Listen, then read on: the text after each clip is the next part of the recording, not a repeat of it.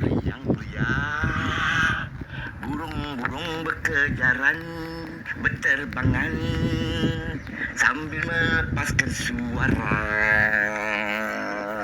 Merdu gareng, gemusik beralunan, menusuk ke halwa pendengar.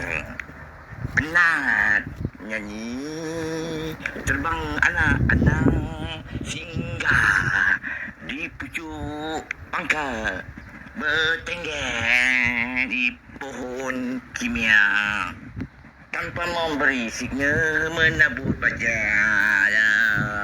Ke bawah ada orang lalu melepak di kepalanya. Jom kita ke sana. Oh ho ho ho ho ho.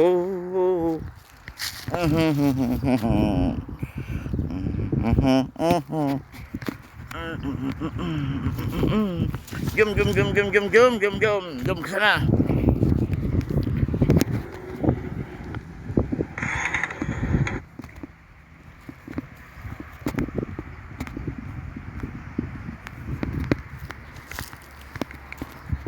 Pemandangan desa permai, bumi kelahiranku.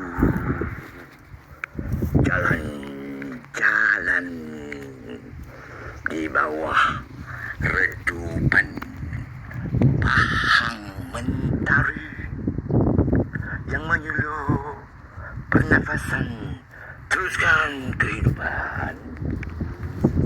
Berjalan-jalan menuju ke pohon kimia.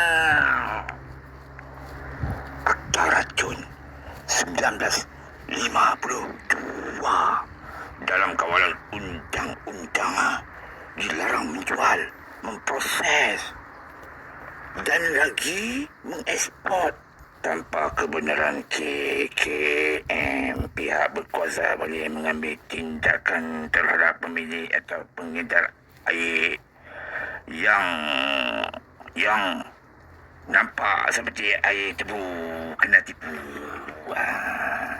Usah cuba-cuba. Ada niat nak menyemai benih ketum, buat ladang maupun kebun.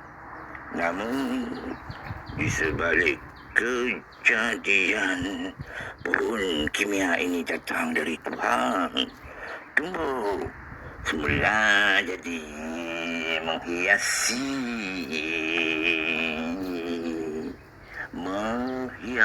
pohon yang lain. Tumbuh di semula jadi tegak berdiri di sisi tali air. Ada 3 pohon. Rebus daunnya sampai mendadak mendidih, hirup airnya, sihat walafiat tubuh badan. Sikit-sikit lah, minumlah setakat mana darah seseorang boleh menerimanya, jangan lebih-lebih pula. Nanti tak pasal-pasal tujuan mendarah KLC sus.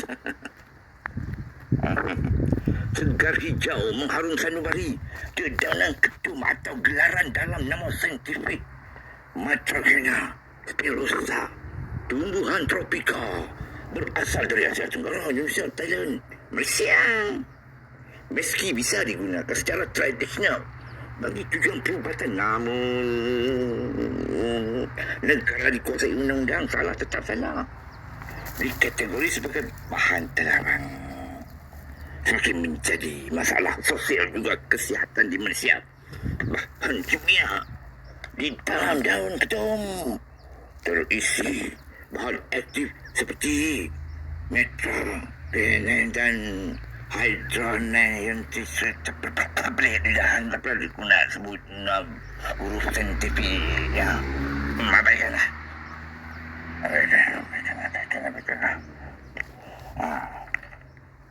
Yang utamanya adalah pohon kimia. Semula jadi. Sudah terbang, terbaring ke bumi. Namun akarnya tetap hidup.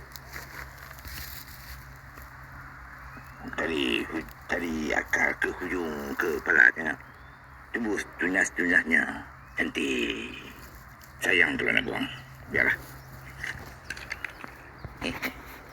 Cuma yang di sini saja aku sudah bakar habis. Keput sampai jauh dah habis. Tidak dulu sampai ke sana. I see.